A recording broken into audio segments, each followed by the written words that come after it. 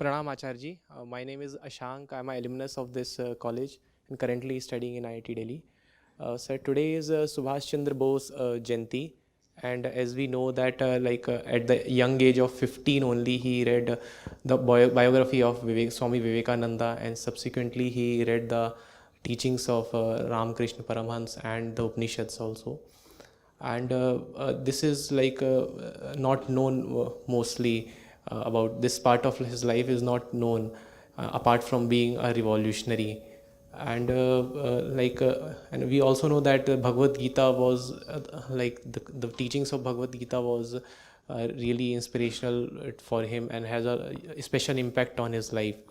So, sir, my question is like how the youth of today can be brought closer to the scriptures so that we can have more revolutionary like him who with having deeper understanding of life. See, there is no revolution possible without the Gita. We have lot of self-declared, self-appointed micro rebels these days. Everybody wants to be seen as a firebrand rebel in his own right. But there is no revolution possible without the Gita. And when I say Gita, I do not mean a particular book, a particular scripture. By Gita, I mean a particular class of wisdom literature. So to me, the Upanishads are Gita. And anyway, even if you just say Gita, there are at least 24 Gitas that just I would have spoken on. And most of them are truly remarkable. So when I say Gita, that would also mean, let's say, the words of Ramana Maharshi, or the discourses of Jiddu Krishnamurti. There is no revolution possible without the Gita. Right? Now you know what I mean by the Gita? Yes. Something that uplifts your consciousness, that is Chetana, from its prakritic slavery to liberation. Please pay attention, this is very important. I'm glad this question came up. Your default condition at birth and in life is one of slavery. We do not realize that. In fact, it took the West very long to realize that. Otherwise, the West kept saying man is born free, but is found in chains everywhere. Who was that? Who said this? No, not Dickens. Yes. So, no, we are not born free. Birth itself is slavery. Birth itself is bondage. Have you seen a stillborn baby? Does it have any knowledge, any realization? Is it independent of its body? Is it free of fear, of temptation? Can it control its impulses? So when you are born, you are already a slave. In the moment of conception itself in the mother's womb, it is slavery that is conceived. So liberation has to be attained, and because that slavery is so fundamental to this body, therefore a great revolution is needed, and that revolution can come only from the Gita. By implication, if there is no Gita in your education, you are condemning yourself to lifelong slavery. How exciting! How exciting! And that's the reason why even those who are not remembered particularly for their spiritual inclination, people like Subhas Chandra Bose, even they founded their core on Gita. When you think of the armed revolutionaries, Rajguru, Sukhdev, even Bhagat Singh, you do not think of them as particularly spiritual people, do you? You think of them as young, dashing, firebrands with guns in their hand. What is not shown to you is that they also had the Gita in their hand. And some part of that propaganda has been deliberate. For example, we are told that Bhagat Singh was a die-hard atheist, right? And the title of one of his books is often quoted. But if you really go into his life, very, very short lifespan he had, 22, 23 years, you will find he was a voracious reader and he had a great love for spiritual scriptures as well. There is no revolution possible without the Gita. And if you are someone who thinks of the Gita as something old-fashioned and this and that, I won't even wish luck to you.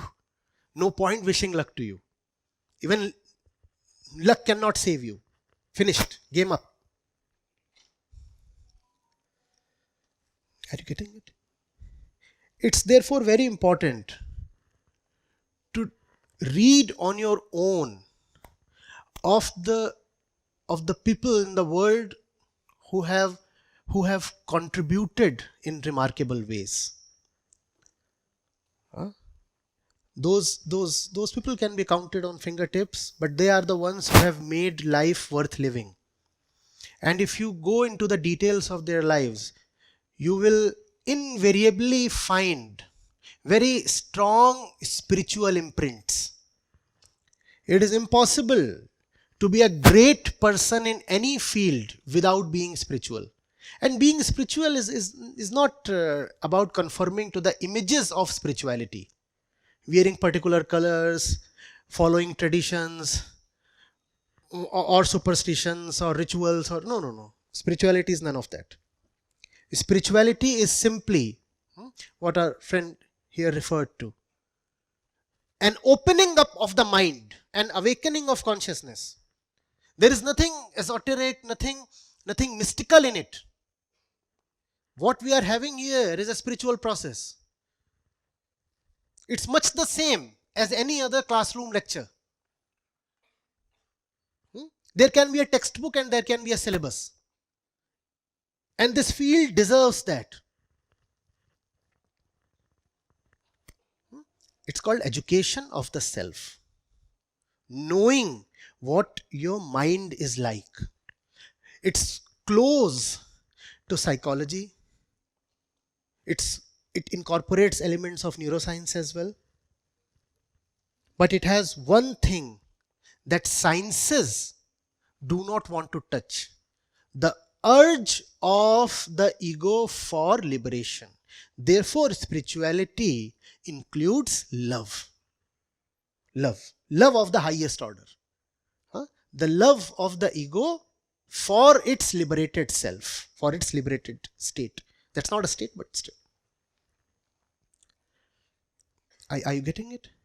If you are somebody who wants to really be big in life, then you must realize that bigness is the prerogative of what the Upanishads call as Atma. Atma Anant Asim. Not just big, but infinite, limitless, boundaryless. Bigness means nothing if it ends somewhere. If it is circumscribed by a boundary, then what is big to you will be small to someone else, right? It's just a matter of having a bigger boundary.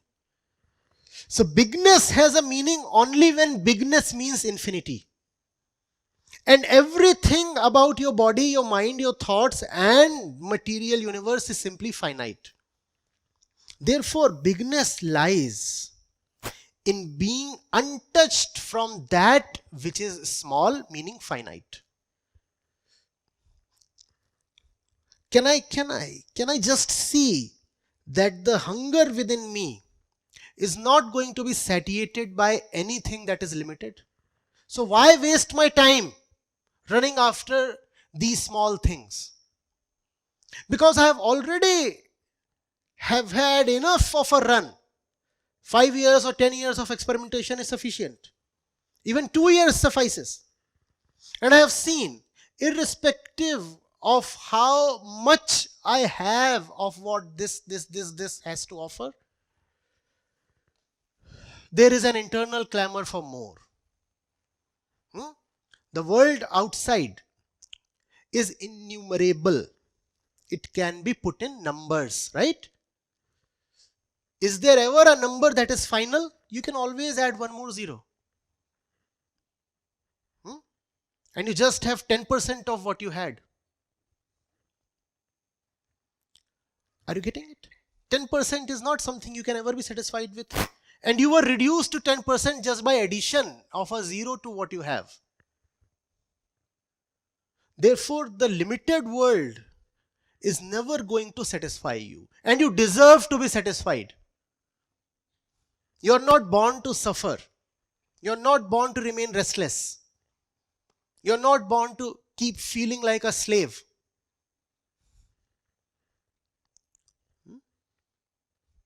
Do you see how, when you talk of S.C. Bose, his quest for independence was actually a manifestation of his inner quest for liberation. Externally, politically, what was independence from British yoke was internally, spiritually, liberation from the default condition of prakritigat slavery. Internally, I want to be liberated. And the result of that internal fire is my external action. Do you see this? If you cannot have that internal fire within, your external action will just be lukewarm. There will be no fire, no dynamite in it.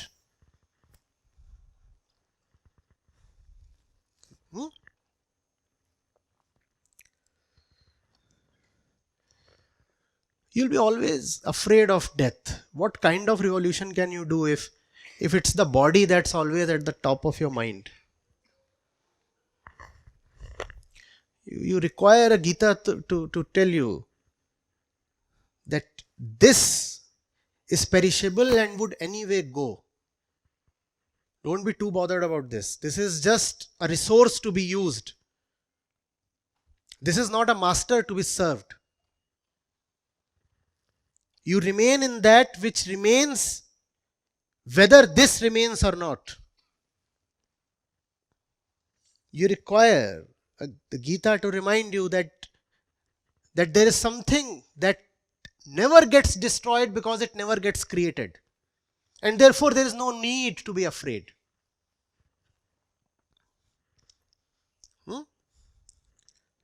It sounds so melodious when somebody says spontaneously, na hanyate hanyamane sharire. Let the body fall if it has to. I'll do what I have to. You see, it's not just about facing bullets. It's also about facing rejection and poverty and whatnot. Let's say you want to start something great as a business venture. What stops you? I'll tell you. What stops you is the fear of failure. And if you go into this fear of failure, you will ultimately find that it is the body that you are afraid of. What will happen to this body? What if I am pushed to the streets? What if there is no shelter over the head? So ultimately the war is against the body. Therefore it is the body that you must put in its place. Come on.